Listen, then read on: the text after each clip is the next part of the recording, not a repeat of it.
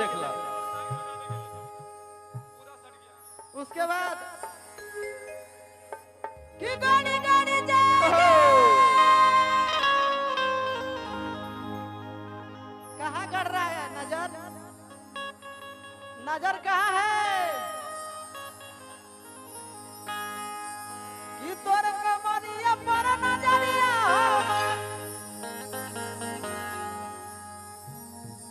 बड़ा अच्छा लचक रहा है लचकाइए तो मारिए भैया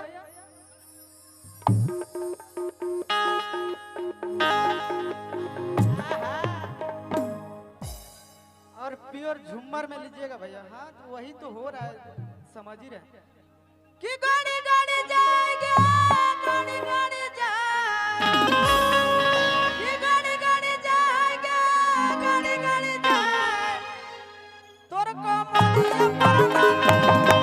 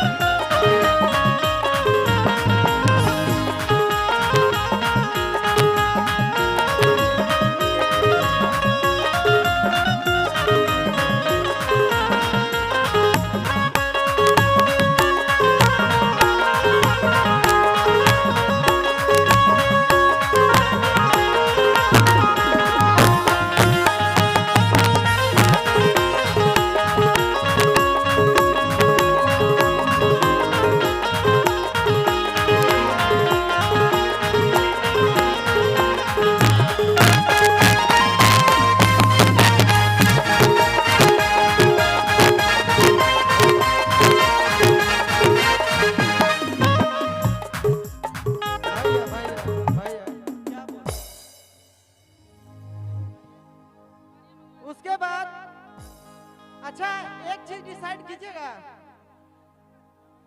किसी का तो कमरे नहीं दिख रहा अच्छा इधर दिख रहा इधर नहीं दिख रहा का मुस्कान है किया के मारो ही नहीं ना कच कच बाना अलग मोरा ले ले भी जाना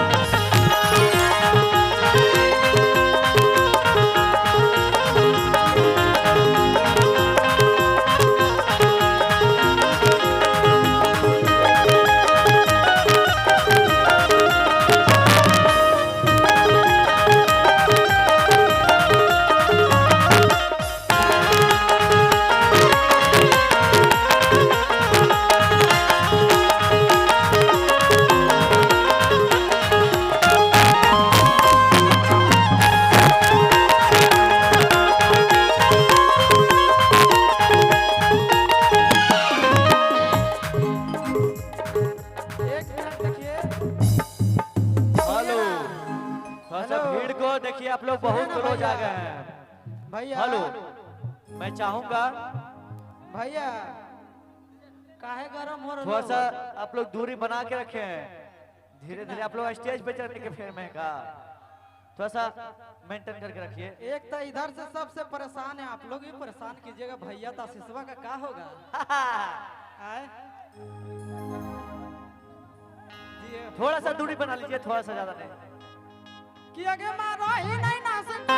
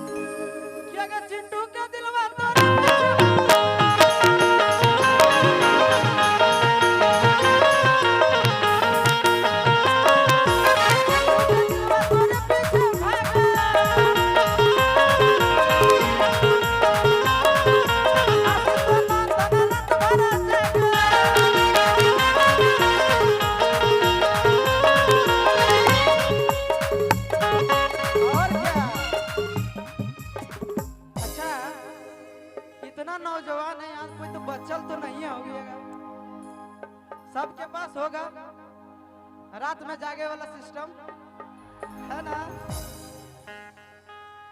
वही हाल मेरा भी है, था है नहीं था, अब है तो गड़बड़। कि अगर चिंटू के दिल में तो